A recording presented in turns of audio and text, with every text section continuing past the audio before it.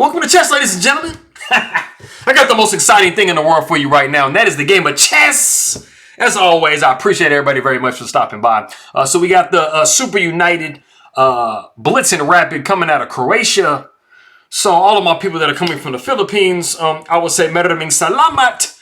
Anybody who is coming from the Netherlands, I will say thank you.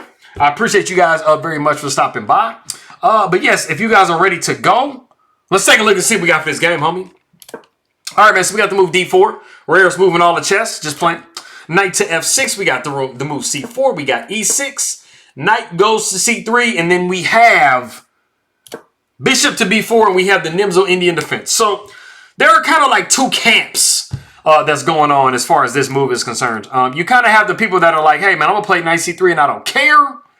And they do what they want to do, and they live happy lives, and they don't care about bishop takes and pawn takes. And then there are some people in the camp of, let's just go knight to f3. Let's avoid the Nimzo Indian situations and go ahead and if you play here, you're going to be doing the Bogo Indian thing, which is different because you can kind of choose, what kind of like, block that you do. But like I said, we do see knight to c3. So Wesley just says, hey, bro, I don't care if you go Nimzo. So we do see that. If you do have a situation where white does capture here, you would be probably looking at something like this. We'll just kind of run through the moves real quick because this is not what happened in the game. Just kind of explaining everything. Let's say you end up having something like so. You basically have a situation where you have kind of given white a little bit of a weakness. So you pretty much absolutely not would see the move d5 because that would kind of allow white to correct their structure. So you see kind of like black is kind of trying to keep their bishop good and play against the weakness that white has. It's definitely not the end of the world. It definitely shows that white is in a really good position. But that's kind of like the ideas that come up with some Nimzo Indian type play. But after we see bishop b4, we do see the move e3. And instead of taking on c3, we actually see the move castles by black. So this doesn't cause white any damage. And then after we see bishop to d3, we do see the move d5. Now, something that I want to say about this is if you did at this point have a bishop taking c3 and then pawn taking c3, it pretty much wouldn't too much matter. So we can kind of play into that real quick. Let's say we have like a3, we got this, we got this. Okay, so this is not as bad of a situation because either you're going to capture here or black is going to capture there. Pretty much those are the only two possibilities. And then you are going to have your structure somewhat fixed.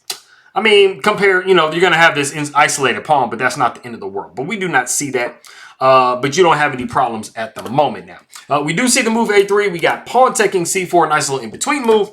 Bishop takes c4, then we do see bishop back to d6. And we kind of have something similar to what I was saying before as far as like, white getting their structure, corrected. Everything is everything. We got knight going to f3. We got knight to c6, all typical developing stuff. Castles. We do see the move e5.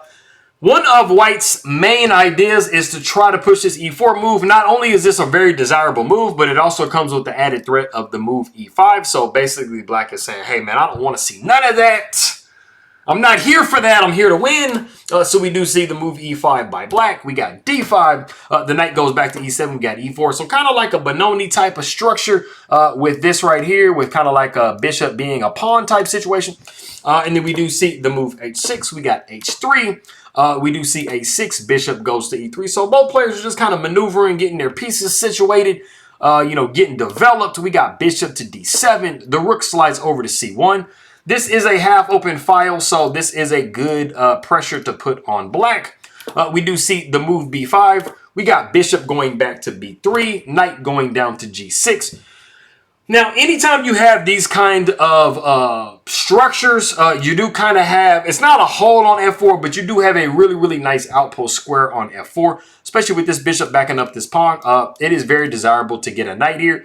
It's also somewhat desirable, of course you wouldn't do this now because it would be lost, but, you would be trying to maybe get a knight into f5 and ask the bishop, what do you want to do? Like the notebook, what do you want? It's not that simple. Anyways, I don't know how many of you guys seen that movie in the world. But anyway, we do see the move rook to e1, and this is the novelty of the game. You might want to put this knight back like this.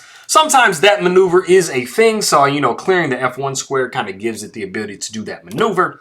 We do see queen to E7. We got knight down to D2, kind of starting, you know, that maneuver. But we do see rook A to B8. We got knight down to E2. We got knight over to H5. Like I said before, this square is super duper juicy. So we are trying to see if we can take advantage of it. We do see the move knight to G3, which might look kind of strange because you're like, why am I just damaging my structure, homie? I mean, knight takes and then pawn takes. Well, there's actually a very specifically good reason why. We did see knight H to F4 here, but if we did see this, it would actually be doing some goodness for white. Yes, you do have double pawns, but like I mentioned before, you really kind of want to get into F4, and with a pawn here, you cannot get into F4 now. So that is why we do not see that move. We do see knight H to F4. Like I said, the knight goes to F3. We got queen down to F6, trying to improve the queen just a little bit. We do see bishop down to C2. We got B4. And we really kind of don't want to go pawn takes here because the bishop is going to take and it's going to hit this rook. And you really don't have a whole lot of great squares for the rook to go to. If you have to slide rook over, you might be looking at bishop to B5. And I mean, where's your rook going, homie? Exactly. So that is why we do not see that. We see Wesley soldiers trying to close the position down over here. We don't want those bishops maximizing their life. We do see the move B3. Bishop takes B3, which might look strange. You're like, why am I just giving up this pawn? Well, you are half opening this file, so you're going to get a lot of pressure over here. So that is why we do see that. The rook goes to B7, kind of starting that. We got knight to F5. Bishop takes, pawn takes, queen takes. So black has gotten their pawn back.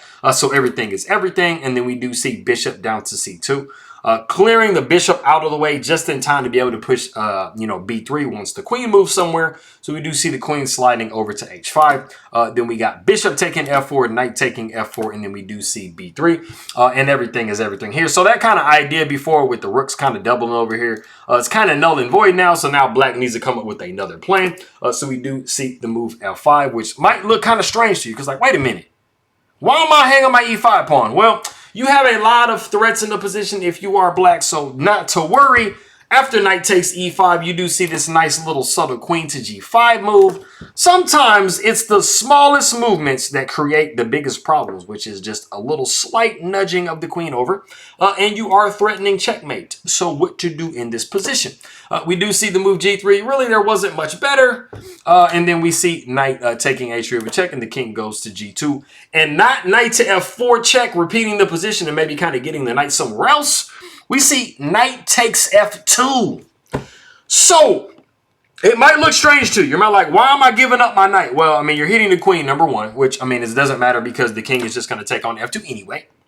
But you do have this rook kind of going on. You got this bishop kind of going on. You got this queen kind of going on. So you kind of have a lot of issues if you are white. And this is actually completely won if you're black. But you have to play like the computer, so not a lot of us do. So you kind of have to come up with the correct moves. We do see the move F4, which is the most human move to make. Like, I mean, you're thinking, you're like, oh, hey, man, I just gave up a piece. I need to kind of do something, right? I need to do something active. F4 definitely looks like one of those moves. It's crazy because check this out. The computer says, bro, just move rook B to B8. What human, I mean, look at this position if you're black. What human is going to say, hey, man, you know what? I sacrificed my knight. Let me just move the rook like ever so slightly back. No, absolutely not. And then there's another move, a rook to B4. Why are we doing this, bro? Like, we sacrificed the piece, man. We got to play actively, right? Exactly. But that is not. One of the most active moves you can make is rook to E8, which is another suggested move. Just double attacking this knight because, like I said, you did give your piece up. So you kind of need some compensation for that piece, right? Exactly. But like I said, we just played the move F4, and we have actually reached a position. This definitely gives a lot back to white. So there is one move you can make if you are white in this position. If you're Wesley So. So try to jump into Wesley So's mind and try to see if you can figure out what move saves your position if you are white.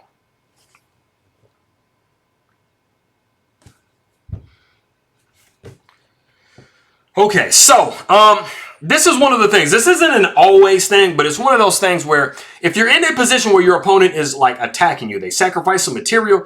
One of the really good things to do is either to trade queens or to try to identify what's the most attacking piece for the opponent and try to get that piece either to move or to just get it off the board completely. So if you're looking at the position, you got the pawn that's attacking here, the queen is attacking here, the rook is attacking here, yes. But the piece that is closest to the king and is the most dangerous is this queen.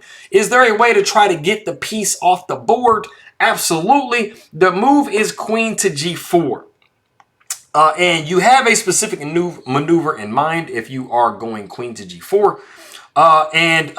You know, you are trying to cover your king a little bit, and you're trying to get this queen off the board to some degree. And black is down a piece, so I mean, you're good to go.